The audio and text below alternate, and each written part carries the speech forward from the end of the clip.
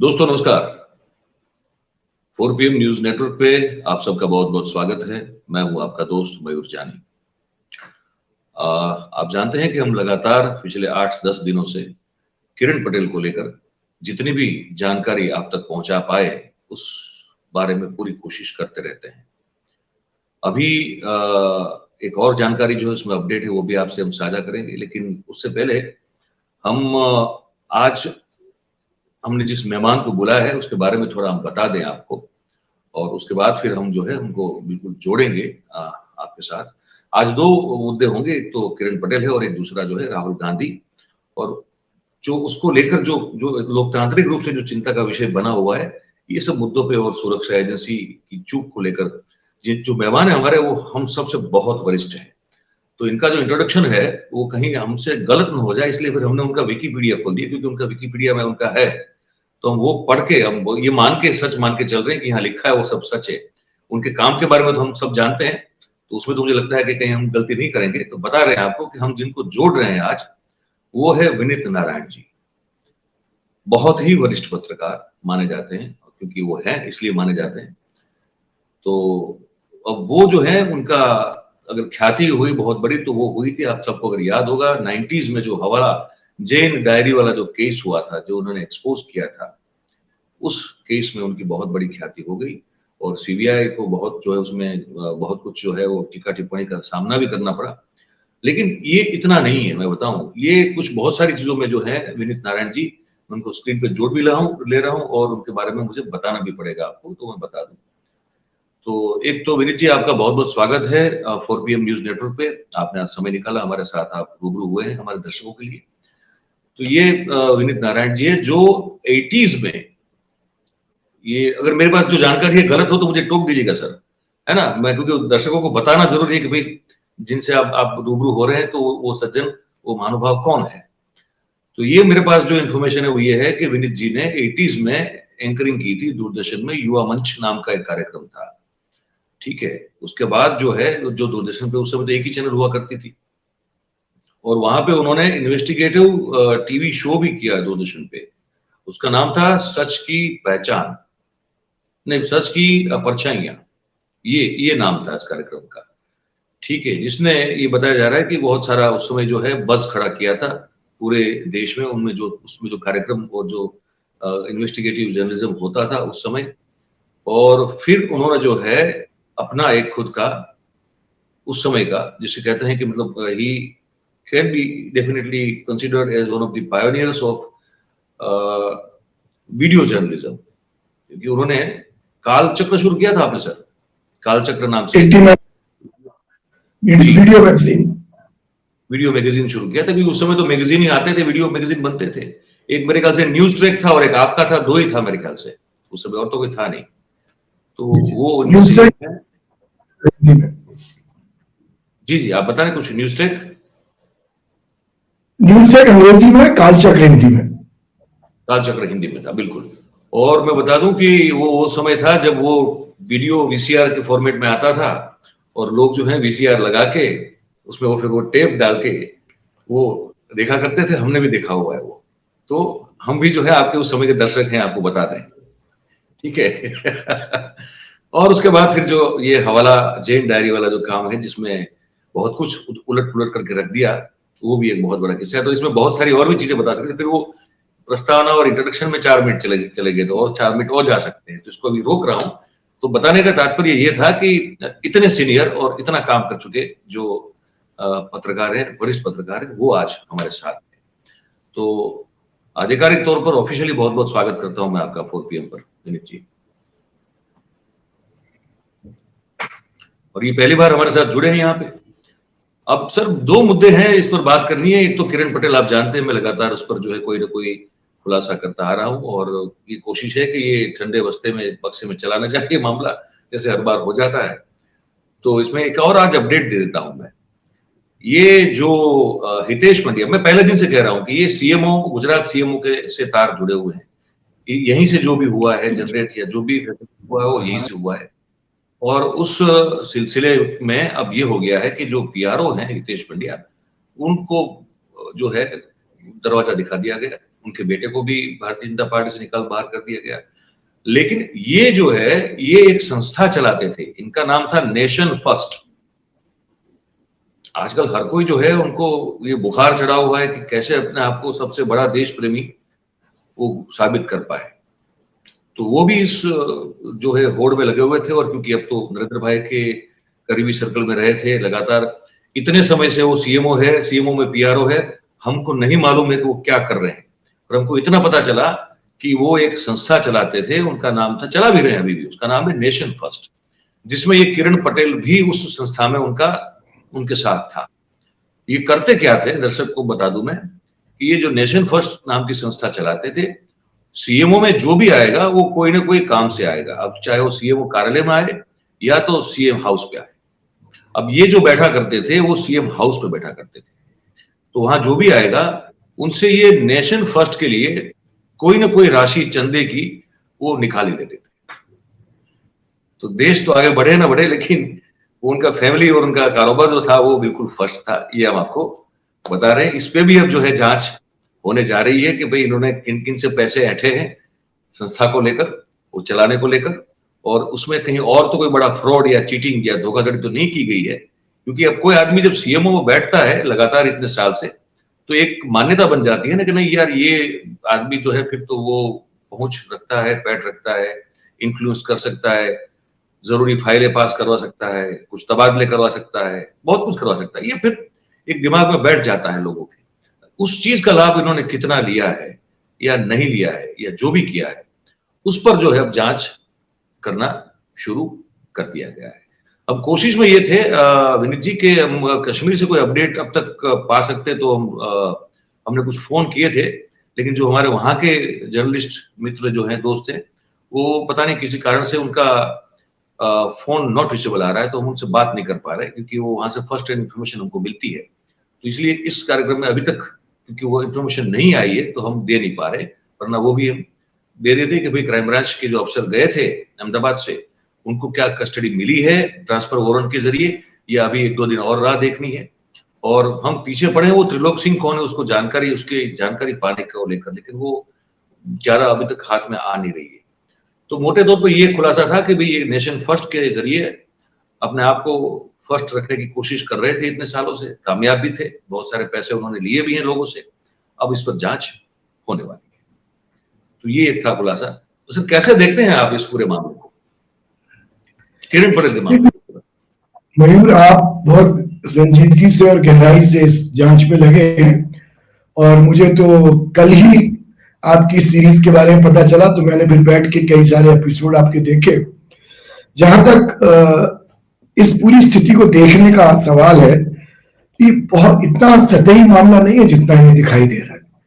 कोई आदमी फ्रॉड करके और कश्मीर जैसे संवेदनशील प्रदेश पे घूम के आ जाए और सरकारी मेहमान बन जाए, ये इतनी बड़ी बात नहीं है। ऐसा तो फ्रॉड आए दिन होते रहते। मेरे भी दफ्तर में 2 बार ऐसे फ्रॉड 20-30 साल में आ चुके हैं। कोई तो यूएन का रिप्रेजेंटेटिव बन के आ गया था, कोई प्रधानमंत्री कार्यालय से, और बाद में पता चला कि विजिटिंग कार्ड और सब फेक थे। सबसे गंभीर बात यह है, इनको Z+ सुरक्षा दी गई आप ही की सूचना के अनुसार और मीडिया की सूचना के अनुसार। हवाला कांड के बाद मेरी भी Y+ सिक्योरिटी थी भारत सरकार द्वारा प्रदत्त। तो एक LMG वाला और एक पिस्टल वाला सिक्योरिटी गार्ड मेरे संग रहता था, और 5 की गार्ड मुझे प्रोटेक्ट करके चलती थी, और 5 की गार्ड मेरे ठहरने की जगह पर रहती थी। इसकी एक बड़ी सरल प्रक्रिया है कि जो VVIP सिक्योरिटी विंग है मिनिस्ट्री की, उसमें एक प्रोग्राम डिपार्टमेंट है। तो मेरे सेक्रेटरी को 48 घंटे पहले पूरा आइटिनरी फैक्स करना पड़ता था। किस दिन मैं कहां से कहां जाऊंगा, कौन सी फ्लाइट लूंगा, कौन सी गाड़ी मुझे लेने आएगी, किसके यहाँ ठहरूंगा, कहां मेरा सार्वजनिक भाषण है, कहां मुझे प्रेस वार्ता करनी है, सारा कार्यक्रम लिख के जाता था, और उससे डेविएशन पॉसिबल नहीं था। उस कार्यक्रम को वहां जाने के बाद वो जो प्रोग्राम डिपार्टमेंट है वो कंसर्न राज्य को सूचना देता था, और फिर मैं चाहे देश के जिस भी प्रांत में हवाई जहाज से बाहर निकलूं तो वहां PSO और सिक्योरिटी गाड़ी, और जहां ठहरना है वहां मेटल डिटेक्टर, ये सब लगा रहता था, और जनसभाओं में और सब जगह। और बड़ी इंटरेस्टिंग बात यह थी कि जब रोड जर्नी करते थे, जैसे मान लीजिए कि मैं अमृतसर से और उधमपुर जा रहा हूं, तो जितने जिले रास्ते में पड़ते हैं, हर जिले के बॉर्डर पर 5-6 कमांडोज की जीप खड़ी रहती थी, और जब मैं उस जिले के बॉर्डर पर पहुंचता था तो वो जीप यू टर्न लेके उल्टी लौट जाती थी जो मेरे आगे चल रही होती थी, और एक नई जीप आगे चल देती थी। कहने का मतलब है कि अगर 3 घंटे की जर्नी है तो कम से कम 60-70 लोग सिक्योरिटी ड्यूटी पर लगे होते थे। ये एक प्रोटोकॉल था जो कि YS कैटेगरी का था। अब आप सोचिए Z+ कैटेगरी का प्रोटोकॉल कितना बड़ा होगा, कितने लोगों का इसमें इन्वॉल्वमेंट होगा, और बिना एडवांस प्रोग्राम दिए, बिना प्रोग्राम डिपार्टमेंट के अप्रूवल के, बिना प्रोग्राम डिपार्टमेंट की डायरेक्शन के सिक्योरिटी तो किसी को मिल ही नहीं सकती। तो जो आपको जांचने का विषय आपके लिए चुनौती है, और हमसे जो सहयोग बनेगा हम भी करेंगे, कि किसने ये इंस्ट्रक्शन दी, किसकी इंस्ट्रक्शन पर। ऐसा हो ही नहीं सकता कि ये सिक्योरिटी स्टेट लेवल पर प्रोवाइड कर दी गई हो। एक उपराज्यपाल है वहां जो गृह मंत्रालय के सीधे अधीन है, पर ये तो सीधा सीधा मामला गृह मंत्रालय का, गृह मंत्री अमित शाह जी को इसका स्पष्टीकरण देना चाहिए कि उनके अधीन किस विभाग ने, किस अधिकारी ने किस तारीख को क्या डायरेक्शन दिए जो उस व्यक्ति को ये सिक्योरिटी दी गई। एक सवाल ये बड़ा भारी है। दूसरी बात, आप आए दिन सुनते हैं कश्मीर में चरागाह खोजते हुए चरवाहे भेड़ चराते हुए इधर से उधर चले जाते हैं, और जैसे ही वो पकड़े जाते हैं, चाहे वो इनोसेंट हो, चाहे वो बिल्कुल बेपढ़े लिखे हो, चाहे उनका कोई व्यवस्था से मतलब ना हो, पर उनको जासूस मान लिया जाता है। और फिर मिलिट्री इंटेलिजेंस, रॉ, IB और लोकल इंटेलिजेंस, 4 एजेंसी कम से कम उनकी बहुत इंटेंस स्क्रीनिंग करती है, उनको गिरफ्तार कर लेती है। आज भी हमारे देश के ऐसे बहुत सारे बेकसूर लोग, मैं कहूंगा कसूरवार भी हो सकते हैं, जासूस भी हो सकते हैं, पाकिस्तान की जेलों में सड़ रहे हैं, और ऐसे ही उनके हमारे यहाँ। अगर दक्षिण भारत चले जाइए तमिलनाडु में, तो मछुआरों के संग होता है कि लंका के मछुआरे तमिलनाडु के बॉर्डर पे आ गए, हमारे मछुआरे वहां चले गए, तो उनको कभी भी हल्के से नहीं लिया जाता। अब आपने बताया कि डॉक्टर किरण पटेल, अब डॉक्टर ही पता नहीं, आजकल डिग्रियों का भी बड़ा हिसाब किताब उल्टा सीधा हो रहा है, तो डॉक्टर किरण पटेल जो है उनको किस तरीके से पकड़ा गया है, क्या उनकी ग्रिलिंग हो रही है, इसकी कोई सूचना नहीं है। और सबसे आश्चर्य की बात यह है कि जो उनके 3 सहयोगी जिनके नाम आपने लिए, एक PRO मुख्यमंत्री कार्यालय के, एक उत्तर प्रदेश राज्यपाल के सहयोगी के पुत्र शायद आपने बताया प्रोग्राम में, और एक ये जो राजस्थान वाले आप बता रहे हैं, इन तीनों को क्यों नहीं इमीडिएट गिरफ्तार किया गया? न सिर्फ इम्पर्सोनिफिकेशन का केस है, न सिर्फ आप गलत अपनी आइडेंटिटी बता रहे हैं, दुरुपयोग कर रहे हैं, फोर्जरी कर रहे हैं, पर आप एक अति संवेदनशील राज्य में, जिस राज्य की सीमाएं पाकिस्तान और चीन से मिलती है, जो राज्य आतंकवाद के लिए माना जाता है, उस राज्य में आप 1 नहीं 2 नहीं दर्जनों बार जाके बेखौफ घूम रहे हैं, अपना अधिकार जमा रहे हैं, अधिकारी आपकी जी हुजूरी कर रहे हैं, आप सरकारी हॉस्पिटैलिटी पर वहां पर आनंद ले रहे हैं। ये सारी घटनाएं इतनी सतह नहीं है जितनी दिख रही है।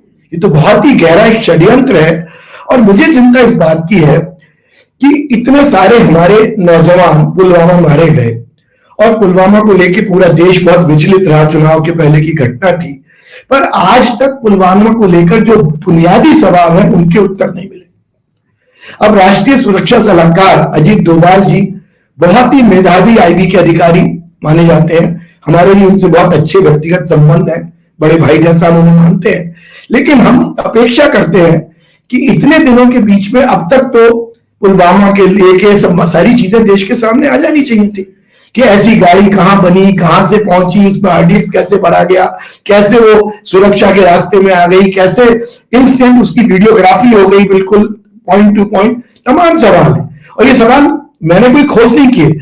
आज से कुछ साल पहले मैं अपने समकक्ष मित्रों के साथ, जिसमें से एक आपकी महाराष्ट्र पुलिस की DG मीरा बोरवणकर भी थी, और कई ऐसे अधिकारी, महिला पुरुष, हम लोग बुढ़ापे में ट्रैकिंग करने गढ़वाल गए। अब गढ़वाल में जहां हम ट्रैकिंग करके जिस रिजॉर्ट में ठहरे कच्चे मिट्टी के घरों में, वहां हम लोग बातें करते थे ब्रेकफास्ट पे, लंच पे, तो एक आर्मी का बड़ा अफसर चुपचाप बैठकर हमारी बातें सुनता था। एक दिन मैं बहुत थक गया था और मैं नहीं गया चढ़ने पहाड़ पे, तो उसने मुझे कहा आप विनीत नारायण हैं? मैंने कहा हाँ जी। बोले आपका हमने बहुत नाम सुना, अगर आप मेरा परिचय ना पूछे तो मैं आपसे कुछ बताना चाहता हूं। और उसने मुझे एजुकेट किया पुलवामा को लेके, वो बड़ी रोंगटे खड़े करने वाली बातें थी। पर मेरे पास तो कोई मैकेनिज्म नहीं है कि मैं उनको कंफर्म कर सकूं या इन्वेस्टिगेट। एक तो बड़ा संवेदनशील मामला है, सुरक्षा का मामला है, रक्षा मंत्रालय, गृह मंत्रालय। पर उनकी बात सुन के मेरे मन में प्रश्न जरूर पैदा हुए और मैंने फिर दिल्ली आकर आईबी के डायरेक्टर से पर्सनल मीटिंग भी करी और मैंने उनसे कहा कि इस तरह की बातें आई हैं सामने, मुझे तो कुछ ज्यादा इसमें रुचि नहीं क्योंकि मेरा विषय जांच का नहीं है, लेकिन आप इसको देखिए कि ये मामला बड़ा गंभीर लगता है, क्या है। पर आज तक कुछ बात मुझे नहीं चलता जानकारी लेटेस्ट की, क्या ये सब चीजें देश के सामने भी आ चुकी है, मैं नहीं समझता कि वो सारे तथ्य सामने आए। अब उसी राज्य में उसी माहौल में एक व्यक्ति इतनी बड़ी प्रोटोकॉल को लेकर, इतनी बड़ी सिक्योरिटी को लेकर बेखौफ घूम रहा है और उसको लेकर हमारी कितनी एजेंसी सक्रिय हुई है। क्या आईबी रॉ ने उसको गिरफ्त में लिया उन लोगों को? क्या इनकी ग्रिलिंग हो रही है? क्या इनके एंटीसीडेंट पता किए जा रहे हैं? क्या ये पता किया जा रहा है कि किसके निर्देश पर इनको ये सारी फैसिलिटी मिली? अब एक विषय से थोड़ा परिवर्तन करके बात करना चाहता हूं। श्री मनोज सिन्हा जी उपराज्यपाल हैं। अभी उन्होंने 2 दिन पहले ग्वालियर में छात्रों को संबोधित करते हुए बयान दिया कि Mahatma Gandhi high school diploma थे, उनके पास कोई लॉ की डिग्री नहीं थी, कोई यूनिवर्सिटी डिग्री नहीं थी। डिप्लोमा तो होता ही नहीं था महात्मा गांधी के टाइम में हाई स्कूल के। जी कुछ कहना? इसमें एक बात जोड़ दूं मैं इसी बात में। आप जानते होंगे मध्य प्रदेश के बहुत ही वरिष्ठ और बहुत ही सुविख्यात पत्रकार हैं राकेश पाठक जी। उन्होंने इस मामले में जो है कुछ लीगल एक्शन लेना शुरू किया है। ये सिर्फ दर्शकों को बता दें क्योंकि हमारे साथ मेहमान भी होते हैं, 4PM के साथ वो जुड़े भी हैं, हमारे एक परिवार के सदस्य की तरह हैं और उन्होंने मनोज सिन्हा साहब के खिलाफ जो है कुछ लीगल एक्शन इनिशिएट किया है इसी मामले पे। ये सिर्फ मैं पूर्ति कर दूं बस। इसमें मैं ये जोड़ना चाहता हूं, मैंने मनोज सिन्हा जी को कल लंबा चौड़ा ट्वीट किया और आज सुबह मैंने राष्ट्रपति महोदय को एक चिट्ठी भेजी है कि उनके संवैधानिक अधिकार में उनके during the pleasure of president ही कोई गवर्नर रह सकता है और कोई उपराज्यपाल राष्ट्रपिता के नाम इस तरह का अपमानजनक बात कह रहा है और ऐसी मूर्खतापूर्ण बात, जबकि खुद वो ITBHU के पढ़े हुए हैं। हम लोग शायद 6वीं 7वीं क्लास में थे जब हमको हिस्ट्री पढ़ाई जाती थी और तब से पढ़ते आ रहे हैं कि गांधी जी ने बारेट लॉ की डिग्री की और क्या प्रैक्टिस की और अफ्रीका में आंदोलन चलाया वगैरह वगैरह। इतनी सामान्य सी बात जो पूरे दुनिया का हर पढ़ा लिखा आदमी जानता है, वो मनोज सिन्हा जी नहीं जानते क्या? और अगर जानते हुए ये कर रहे हैं अपमानजनक बात तो उनको हक ही नहीं है उस पद पे रहने का। तो मैंने राष्ट्रपति महोदय से कहा है कि या तो आप अनुमति प्रदान करें लोगों को कि इनके खिलाफ मानहानि के मुकदमे देश भर में दायर किए जाए और नहीं तो आप इनको पद से बर्खास्त करिए क्योंकि ऐसा व्यक्ति इतने संवेदनशील पद पर रहने के। पर मैंने जो प्रश्न मनोज सिन्हा जी से किया है वो ये है कि आपको महात्मा गांधी की डिग्री का तो पता है कि वो नहीं थी और वो हाई स्कूल पास थे, पर जिनको आपने प्रोटोकॉल दिया, जिनको आपने जेड सिक्योरिटी दी, उनकी डिग्री के बारे में आपने क्या पता किया? उनके क्रेडेंशियल के बारे में क्या पता किया? आपको जिम्मेदारी राज्य की, आप उपराज्यपाल हैं केंद्र शासित प्रदेश के हिसाब से, आप वहां बैठे हैं, तो क्या आपकी जिम्मेदारी नहीं है? तो इसमें सबसे ज्यादा जो पूछताछ तो मनोज सिन्हा जी की होनी चाहिए जो जिम्मेदार है उस राज्य। तो ये मेरा दूसरा प्रतिवेदन है इस विषय। और सर अभी एक और मुद्दे को साथ में जोड़ देते हैं। राहुल गांधी की लोकसभा सदस्यता रद्द हो गई, बहुत फुर्ती दिखाई गई एक जिस तरह से, जैसे ही वो फैसला आया सूरत की कोर्ट का और इतनी हरकत में आ गया लोकसभा का सचिवालय कि तुरंत जो है फुर्ती दिखाते हुए उनकी सदस्यता को रद्द कर दिया गया। अब ऐसे तो और 4 केस जो है मानहानि के उन पर लगे हुए हैं। हमने आज एक कार्यक्रम किया था इससे पहले हमने, तो उसमें कहा था कि ऐसे तो और 4 केसेस हैं। तो ये इस मामले को अब देखिए कोर्ट पर तो टिप्पणी क्या करें, हालांकि बहुत सारी टिप्पणी लोगों ने, प्रशांत ये योगेंद्र यादव जी ने की है, मल्लिकार्जुन खड़गे साहब ने की, ठीक है, पर हमको लगता है कि हम कोर्ट के बारे में तो क्या बोले। पर ये इस पूरे मामले को और इसको लेकर आपको क्या लग रहा है कि देश की जो राजनीति है उसमें कोई अचानक से कोई बड़ा परिवर्तन आ जाए या फिर जो है यही चलता रहेगा, लोग जेल में जाते रहेंगे, विपक्ष के लोग जो नेता है उनकी इसी तरह से जो है हालत खराब होती रहेगी और 2024 तक जो है बिल्कुल साफ कर दिया जाएगा रास्ता? कैसे देखते हैं इसको आगे आने वाले दिनों को नजर में रखते हुए? देखिए, मैं कोई भविष्य वक्ता भी नहीं हूं और राजनीतिक घटनाक्रम का विश्लेषण करने वाला व्यक्ति भी नहीं। मैं तो जो भी चौधर दिन चदरिया जो देखता हूं वो लिख देता हूं, बोल देता हूं। लेकिन आपने जो प्रश्न पूछा बड़ा समसामयिक प्रश्न है और बड़ी चिंता का विषय है, और इसकी मैं थोड़ी बैकग्राउंड में जानना चाहता हूँ। हम लोग कम से कम 40 बरस तो मुझे हो गए पत्रकारिता करते हुए, उससे ज्यादा ही हो गए। बहुत दौर देखे हैं, हमने इमरजेंसी का भी दौर देखा, जेपी मूवमेंट का भी दौर देखा, हम लोग भी सक्रिय थे, और हवाला कांड में तो 3.5 साल में पूरे देश में घुमा, जनसभाएं की, TN session chief election commissioner और मैं रोज दिल्ली से निकलते थे जनसभाएं करने देश भर में। मैं नहीं समझता कि कभी हमने पदासीन मंत्रियों, प्रधानमंत्री, इवन राष्ट्रपति और उपराष्ट्रपति तक के खिलाफ कटु टिप्पणी करने में संकोच किया। हवाला कांड में जिस जिसके नाम डायरी में थे उनके मैं नाम लेके बाकायदा यादों की बारात जनसभाओं में बोलता था, और स्टेशन मेरे साथ बैठे होते थे मंच पे चीफ इलेक्शन। पर मैं आपको एक बात बताना चाहूंगा कि ऐसा कभी नहीं हुआ कि उसमें आरोपित लोगों ने हमारा अपमान किया हो, हमारी उपेक्षा की हो, या मिले हो तो विनम्रता से हमसे पेश आए हो, केंद्रीय मंत्री, राज्यपाल, मुख्यमंत्री, बड़े नेता, या हमारे खिलाफ इस तरह की ट्रोल आर्मी लगा दी गई हो जो हमें गालियां दे रहे थे। ये जो एक नई प्रवृत्ति पैदा हुई है पिछले कुछ सालों में कि किसी व्यक्ति के आयु का, उसकी योग्यता का, उसका राष्ट्र के प्रति जो योगदान है उसका किसी का कोई लिहाज नहीं करना, और झूठ सच जो मिले उसके ऊपर अटैक कर देना। और ऐसा मैं नहीं कहूंगा कि ये सिर्फ सत्ता पक्ष और उसके संगठन, संघ और भाजपा, इन्होंने इसको शुरुआत की और बहुत एनकरेज करके बड़े स्तर पर ले गए, और इसकी प्रतिक्रिया में विपक्षी दलों ने भी अपनी अपनी ट्रोल आर्मी बना ली है जैसे साधन उनके पास है। कुल मिला के इतना विषम वातावरण हो गया है कि आज हर आदमी बोलने से पहले 4 बार सोचता है कि बोलूं कि नहीं बोलूं। आप बस प्रमाण है, तथ्य है, आप सच बात कहना चाहते हैं, एक नागरिक के नाते और एक पत्रकार के नाते मेरा ये फर्ज भी है और मेरा ये हक भी है कि मैं सवाल करूं, प्रधानमंत्री से करूं, सरकार से करूं, विपक्ष के नेताओं से करूं। मैं तो कहता हूं न्यायपाल बने तो न्यायपालिका से भी सवाल करें। मैंने तो भारत के मुख्य न्यायाधीशों के भी आचरण पर सवाल खड़े किए हैं और उसकी तकलीफ भी होगी है, लेकिन मैंने उसको अंतरराष्ट्रीय स्तर पर ले गया लड़ाई को। तो बात कहने की है कि ये हमारा फर्ज है। लोकतंत्र के 4 खंभों में एक खंभा हम है। चेक एंड बैलेंस इसीलिए है, न्यायपालिका, विधायिका, कार्यपालिका और मीडिया। मीडिया लीगली उसका हिस्सा नहीं है पर माना जाता है लोकतंत्र। तो अब चारों एक दूसरे पर निगाह रखेंगे तभी लोकतंत्र ठीक चलेगा। लेकिन जो हालात पैदा कर दिए गए हैं, अब उसमें बोलने में आदमी घबरा रहा है, आतंकित है। रही बात राहुल गांधी की, चुनावी सभाओं को छोड़िए, पिछले 8 साल में सत्ता पक्ष के बड़े बड़े नेता मंत्रियों द्वारा कैसी कैसी भाषा, कैसे कैसे बड़े लोगों के खिलाफ प्रयोग की गई है, क्या उन पर मानहानि के मुकदमे नहीं बनते? और फिर एक बात मैं और कहना चाहता हूं, चुनावी सभाओं में आपको याद होगा वीपी सिंह कहा करते थे कि बोफोर्स के सबूत जेल में लेके घूमना।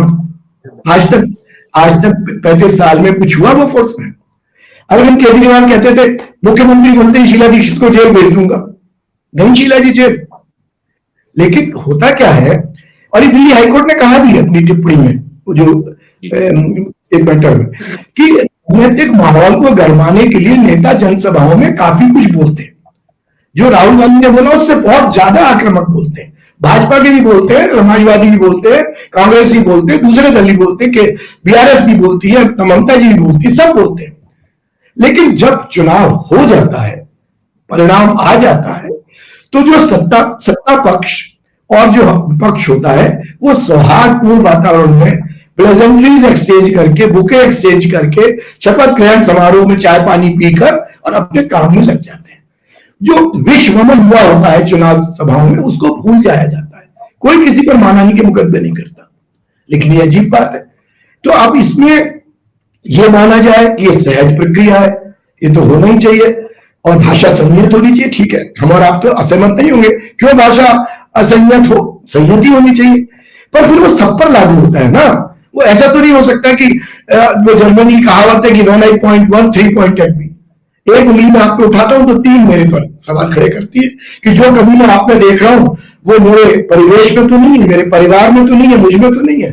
अगर तीनों का उत्तर ना है तो मैं उंगली उठाने का हकदार हूं। पर अगर हम तीनों में वो कमियां हैं तो फिर हम किस हक से उठाते? तो ये जो सारा कुछ वातावरण बन रहा है, ये तो बहुत ही चिंताजनक है लोकतंत्र के लिए। 24 के चुनाव आते आते देखिए क्या होता है, कितना विरोधी दल एकमत होते हैं। अच्छा, इसमें एक और बात आपको मैं नई बात कहना चाहता हूं।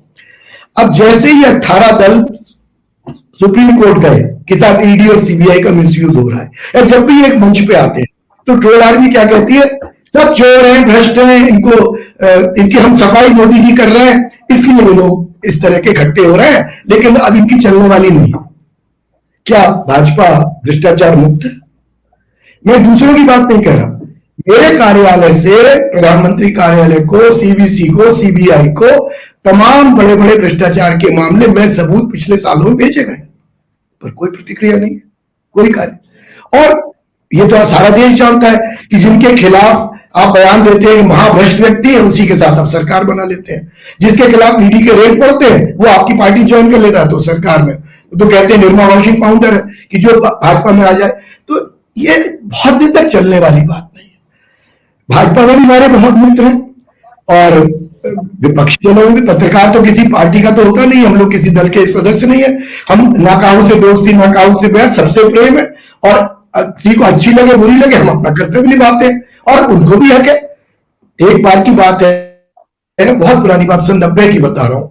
अडवाणी जी के सामने चाय पी रहा था, तब तो 2 ही सांसदों के नेता होते थे। अरुण शौरी उन दिनों बोफोर्स कांडा मचा चुके थे, मैं भी इंडियन एक्सप्रेस में रिपोर्टर था ग्रुप में।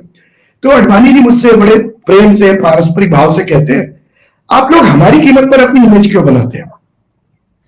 उनका मतलब ये था कि हम पत्रकार लोग राजनेताओं पर हमले करके अपनी क्रेडिबिलिटी बनाते हैं। तो मैं तो बहुत छोटा था उम्र में, 31 साल मेरी उम्र थी। मैंने कहा अडवाणी जी, आप लोग हर पत्रकार को पीआरओ क्यों बनाना चाहते हैं? सही, हम अपना काम कर रहे हैं, आप क्यों चाहते हैं कि जो आप चाहते हैं वो इमेज हम प्रोजेक्ट करें, चाहे वो समाजवादी की हो चाहे कांग्रेस की हो। आज कई बार जब मैंने मुद्दे उठाए योगी सरकार में भ्रष्टाचार के या केंद्र, तो ट्रोल आर्मी ने मुझे कांग्रेसी करना शुरू कर दिया। कांग्रेसी है, कांग्रेसी है, मेरी पत्नी कांग्रेसी, मेरी माँ, मेरे परिवार में मैंने, मेरी पत्नी, मेरी माँ, किसी ने आज तक 54 मेंबरशिप नहीं ली किसी पार्टी, कांग्रेस छोड़ो किसी पार्टी की। और हवाला कांड में आप सब जानते हैं कि 3 दर्जन से ज्यादा केंद्रीय मंत्री, राज्यपाल, मुख्यमंत्री कांग्रेस के चार्जशीट हुए। तो अगर मैं कांग्रेसी हूं या कांग्रेसी था तो क्या मैं अपने दल के वरिष्ठ नेताओं को चार्जशीट करवाता? मैं जेएनयू से पढ़ा हूं, लेकिन जब मैं जेएनयू पढ़ता था तब भी मैं कृष्ण भक्त था, क्योंकि मैं ब्रजवासी हूं, मतलब वृंदावन का। मैं हमेशा वृंदावन जाता था बिहारी जी के दर्शन करने। मैं आज भी गले में तुलसी की कंठी पहनता हूं, तिलक लगाता हूं, भागवत पढ़ता हूं, गीता पढ़ता हूं, भजन करता हूं, कीर्तन। जब मैंने योगी के मथुरा में हो रहे भ्रष्टाचार पर सवाल खड़े किए, ये तो कम्युनिस्ट है, जब जेएनयू के। अरे मूर्खा नंदो, कम्युनिस्ट भगवान को नहीं मानते, कम्युनिस्ट धोती लंगोटी तिलक माला नहीं पहनते हैं। कम्युनिस्ट तो भगवान को अफीम बताते हैं, हम तो नहीं मानते भगवान को अफीम, हम तो उनको भगवान मानते हैं। तो तुम्हारे को सच्ची बात बहुत बुरी लग जाती है। तो इस तरह का जो माहौल इन लोगों ने बना दिया है, ये समाज के लिए बहुत घातक है। समूह में भी अच्छे लोग होंगे, बहुत भाजपा में भी बहुत अच्छे लोग होंगे, अन्य दलों में भी है। देखिए भगवान गीता में कहते हैं कि ये जो समाज है ना, इसको मैंने अपनी त्रिगुण प्रकृति से क्रिएट किया है, सतोगुण, रजोगुण, तमोगुण, mode of goodness, mode of passion और मोड ऑफ इग्नोरेंस। कोई काल ऐसा नहीं है जिसमें सतोगुणी व्यक्ति नहीं होते, रजोगुणी नहीं होते, तमोगुणी। परसेंटेज का वेरिएशन होता रहता है, सतयुग में सतोगुणी ज्यादा, कलयुग में तमोगुणी ज्यादा। लेकिन यह कहना कि मैं बिल्कुल शुद्ध सात्विक सतोगुणी हूं और मयूर जो है बिल्कुल तमोगुणी है, तो बिल्कुल गलत बयान हो जाएगा। एक हल्के शब्दों में बात कहूं कि सुबह उठते हैं हम लोग सतोगुणी होते हैं, भजन सुनते हैं, पंडित जसराज का गायन सुनते हैं, क्लासिकल म्यूजिक। दोपहर को कार्यालय में आते हैं, गाड़ी चला रहे होते हैं, लाल बत्ती पे झगड़ा लगता है, चिल्लाने लगते हैं, सबऑर्डिनेट पे हल्ला मचाते हैं, तो रजोगुण हावी हो जाता है। शाम को जिनको इसका शौक होता है वो गजल सुन के और बोतल खोल के बैठ जाते हैं, उनको तमोगुण हावी हो जाता है। तो एक ही दिन में सतोगुण, रजोगुण, तमोगुण आते जाते रहते हैं। बाल्यकाल में सतोगुण, जवानी में रजोगुण, बुढ़ापे में या तो सतोगुण आएगा, तमोगुण आ जाएगा। यहां तक कि भगवान की परिभाषा को एनालाइज करें तो केले का पेड़ सतोगुणी, बरगद का पेड़ रजोगुणी और बबूल का पेड़ तमोगुणी। गाय सतोगुणी, शेर रजोगुणी, बिच्छू तमोगुणी। तो ये जो गीता का सिद्धांत है ये कोई धर्म का सिद्धांत नहीं है, ये बड़ा वैज्ञानिक एनालिसिस है ह्यूमन सिविलाइजेशन का। इसलिए हमें कहते हैं कि Bhagavad Gita is a constitution of human life. Gita में हिंदू शब्द नहीं आया, हिंदू शब्द गीता में नहीं आया। भगवान कहते हैं चातुर्वर्ण मया सृष्टा गुण कर्म विभागश। अर्जुन 4 वर्णों की सृष्टि मैंने की है, गुण कर्म और उसके अनुसार बांटा है। अब आप इस तरह की बातें करके आज में क्या लगता है विनीत जी, क्या लगता है कि बीजेपी के बड़े नेतागण या सब जो है गीता वीता पढ़ी होगी कि नहीं पढ़ी होगी उन लोगों ने? एक बड़ा इंटरेस्टिंग बात बताता हूं। आजकल इन लोगों के एक गुरु हो गए दक्षिण भारत में बहुत मशहूर, सदगुरु। बड़ा भारी कारोबार है उनका, हजारों करोड़ का। वो नाचते भी हैं और वो एक आदि योगी नाम से उन्होंने कुछ फाउंडेशन बनाया है और बड़ी फिलोसॉफी की बात करते हैं, मोटरसाइकिल पे दुनिया घूमते हैं, ये बड़ा करते हैं। और प्रधानमंत्री जी भी जाते हैं उनके यहाँ, काफी लोग जाते हैं। वो जाते हैं जी। सदगुरुदेव ने ह्यूस्टन में एक धर्म सभा में कहा कि यशोदा मैया भगवान कृष्ण की प्रेयसी थी। पहले तो मां थी, लेकिन जब भगवान कृष्ण गबरू जवान हो गए खूबसूरत, तो उनको रोमांस जागृत हो गया और उनकी प्रेयसी बन गई। एक डॉक्टर कुसुम व्यास गुजराती महिला है जो यूनाइटेड नेशन में हिंदू कॉज को रिप्रेजेंट करती है और हमारे प्रधानमंत्री जी के भी काफी निकट रही है, गुजरात की रहने वाली है। उनका मुझे ह्यूस्टन से फोन आया कि विनीत भाई यहाँ तो बड़ा बवाल मच गया, ये गुरुदेव ने क्या बोल दिया, सतगुरुदेव ने, सारी जनता उनको मारने को तैयार हो गई। मैंने कहा अरे ऐसा कैसे बोल सकते हैं, आप मुझे उसका जरा वीडियो भेजिए। मैंने वीडियो सुना, मेरा खून खोल गया। कोई भी अपने आराध्य भगवान के लिए ऐसी बेवकूफी की बात कैसे बर्दाश्त करेगा। मैंने ट्वीट किया सतगुरुदेव को, मैंने कहा कि कौन से शास्त्र में लिखा है कि मां प्रेयसी बन गई। श्रीमद् भागवत ग्रंथ है जब भगवान कृष्ण की लीला का वर्णन आता है। मैंने दसियों श्लोक उनको उद्धृत किए कि जब 125 साल की आयु में कुरुक्षेत्र के मैदान में भगवान कृष्ण दोबारा मिले हैं यशोदा मैया नंद बाबा से, तब भी यशोदा मैया ने उनसे वैसे ही लाल किया है जैसे छोटे बालक से करती है। उसका जवाब नहीं दे पाए वो। उसके बाद उन्होंने गीता का कोर्स अनाउंस कर दिया कि मैं गीता पढ़ाऊंगा, और फिर मैंने उनको रिसर्च पता चला उनका एक स्टेटमेंट है, मैंने आज तक कोई शास्त्र ही नहीं पढ़ा, मैंने गीता ही नहीं पढ़ी। अब जब बिना पढ़े गीता की क्लास दे रहे हैं और वो गुरुदेव बने हुए हैं, तब आप अंदाजा लगा लीजिए कि कितने शास्त्र पढ़े गए। नहीं, पर ये वो सत्ता में तो नहीं है ना, जो शासन में बैठी है पार्टी, जो राजनीतिक पार्टी, जो हिंदुत्व रक्षा का और झंडा ऊंचा रखने का जो बहुत दावा करते हैं, और उसी के चलते तो सत्ता में बैठे हैं। तो क्या लगता है इनमें से किसी ने गीता पढ़ी है? देखिए, आरएसएस की विचारधारा का आधार कौन सा ग्रंथ है? बंच ऑफ थॉट्स, गुरु गोलवलकर जी का लिखा ग्रंथ बंच ऑफ थॉट्स। और बंच ऑफ थॉट्स में गुरु गोलवलकर जी शास्त्रों के महत्व को नकारते हैं। वो कहते हैं कि टाइम, प्लेस और सर्कमस्टांसेस के हिसाब से शास्त्रों को री इंटरप्रेट किया जा सकता है। इस बात का बड़ा कड़ा प्रतिरोध किया तत्कालीन हिंदू धर्म सम्राट करपात्री जी महाराज ने, जिनको चारों शंकराचार्य अपने से ऊंचा मानते थे।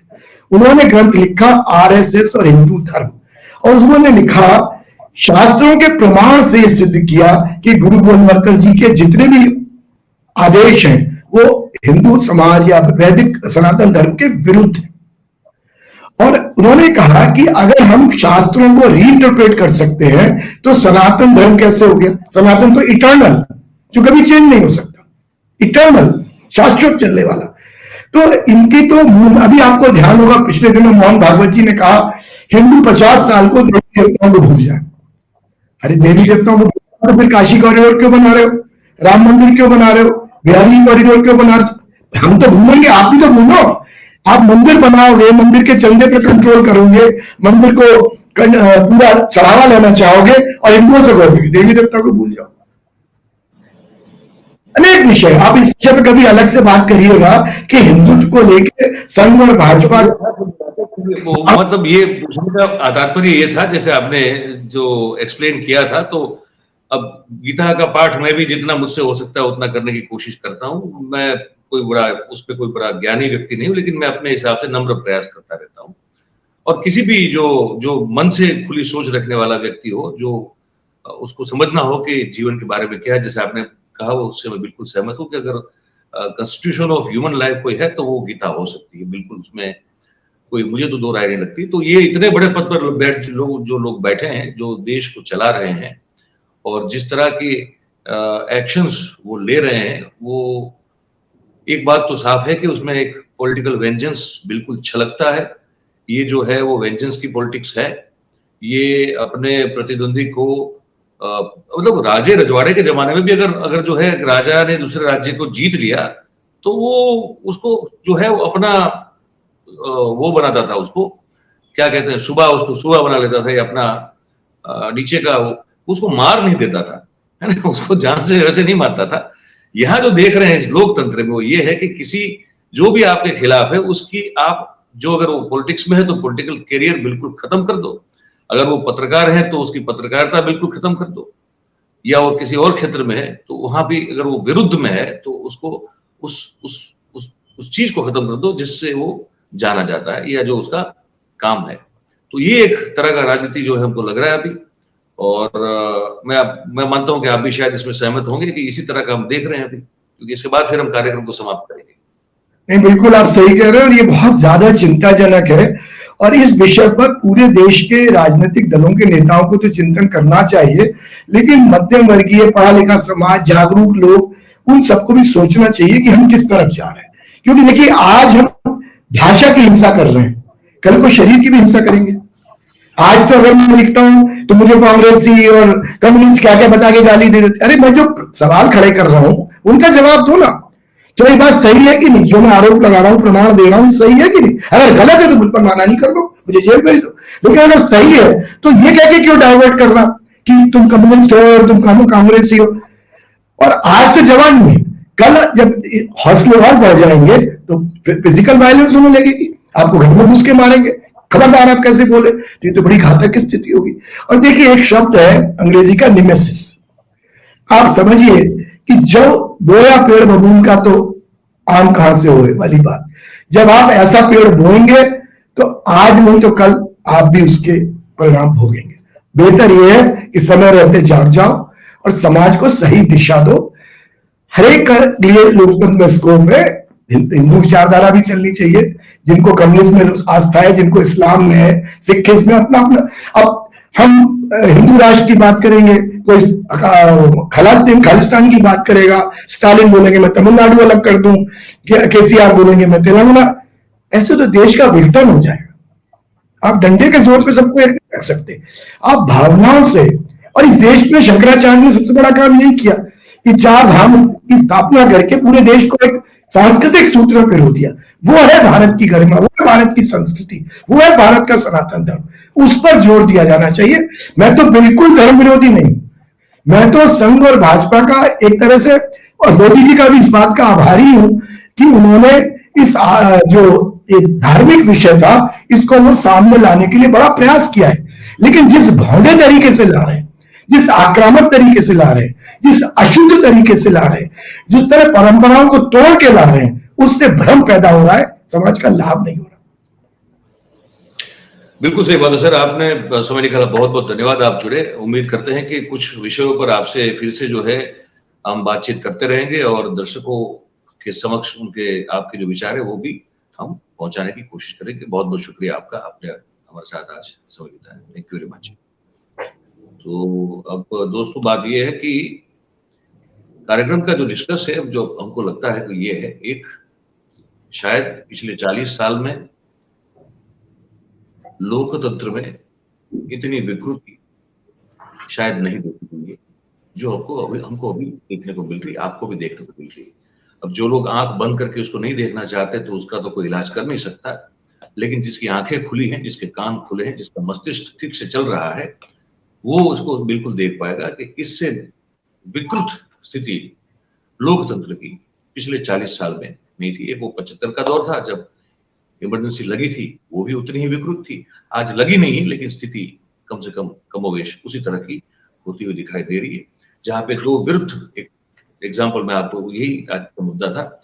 एक तरफ वो किरण पटेल नाम का फर्जी महाधूर्त महाठग व्यक्ति, पीएमओ की परमिशन है या नहीं है तो पता नहीं चल रहा है, लेकिन वो 4.5-5 महीने में 3 से 4 बार जो है वो प्रधानमंत्री कार्यालय का एडिशनल डायरेक्टर स्ट्रेटेजी इन कैंपेन की हैसियत से वो कश्मीर जैसे स्टेट में जा सकता है, वहां अफसरों से मिल सकता है, 5 स्टार प्रोटोकॉल पा सकता है, Z+ सिक्योरिटी पा सकता है, जिसमें बुलेट प्रूफ कार से लेके हर चीज आ जाती है, 55 लोगों की मिनिमम डिटेल होती है उसमें।